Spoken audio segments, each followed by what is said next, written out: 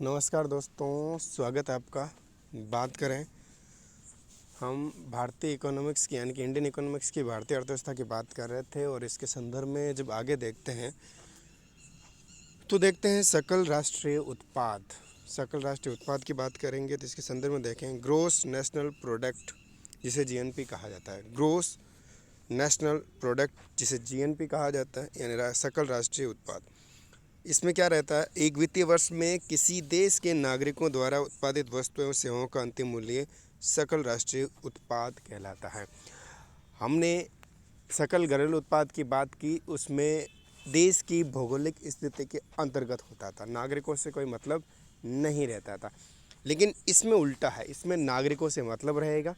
ठीक है, इसमें नागरिकों से मतलब रहेगा, यानी नागरिक कहाँ का है डिपेंड करने वाला। नागरिक कहाँ उत्पादित करता है, वो चाहे भारत का नागरिक है, चाहे विदेश में जाकर भी प्रोडक्शन करता है, तो वो नागरिक के बतौर यहाँ पे इंक्लूड होगा। तो देखिएगा, सकल राष्ट्रीय उत्पाद का संबंध देश के नागरिकों से है, भौगोलिक सीमा से बिल्कुल नहीं है। नागरिकों से, भौगोलिक सीमा से बिल्कुल भी नहीं है।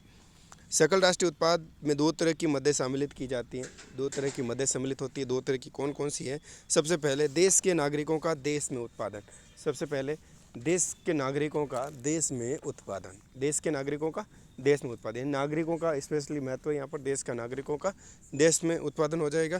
फिर है देश के नागरिकों का विदेश में उत्पादन। एक तो देश के नागरिक जो है, एक तो देश में उत्पादन कितना करते हैं वो, फिर देश के नागरिक जो है विदेश में उत्पादन कितना करते हैं वो इसमें सम्मिलित होगा। ठीक है, देखें, सामान्यतः विकासशील देशों में जीडीपी की मात्रा जीएनपी की मात्रा की तुलना में अधिक होती है। विकासशील देशों में जीडीपी की मात्रा है जो है जीएनपी की मात्रा की तुलना में क्या होती है, जीएनपी से ज़्यादा जीडीपी होती है। किसमें? विकासशील देशों में। जबकि विकसित देशों में जीएनपी की मात्रा जीडीपी की मात्रा की तुलना में अधिक होती है। विकसित देशों में जीएनपी ज़्यादा होती है और विकासशील देशों में जीडीपी ज़्यादा होती है। ये जो है डिफरेंस है। ठीक है, अब यहाँ अगर फॉर्मूला अपन निकालें इसका, तो जीएनपी का तो क्या रहेगा, GDP plus X minus M. X minus M क्या रहेगा, एक्स यहाँ पर देश के नागरिकों द्वारा विदेश में उत्पादन।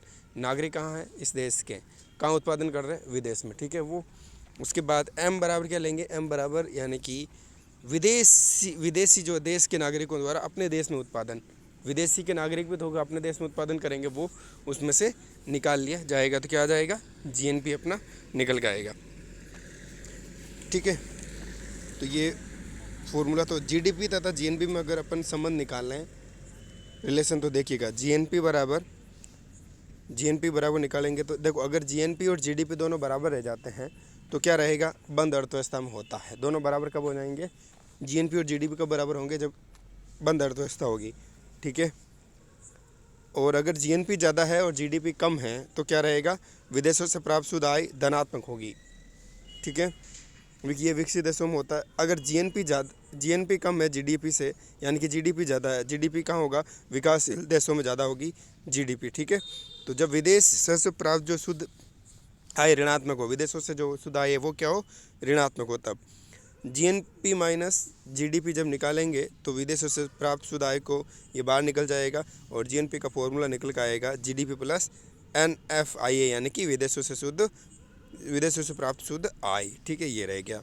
ठीक है, शुद्ध घरेलू उत्पाद। ठीक है, इसको बाद में देखेंगे। फ़िलहाल के लिए इतना ही। चैनल को सब्सक्राइब कीजिएगा।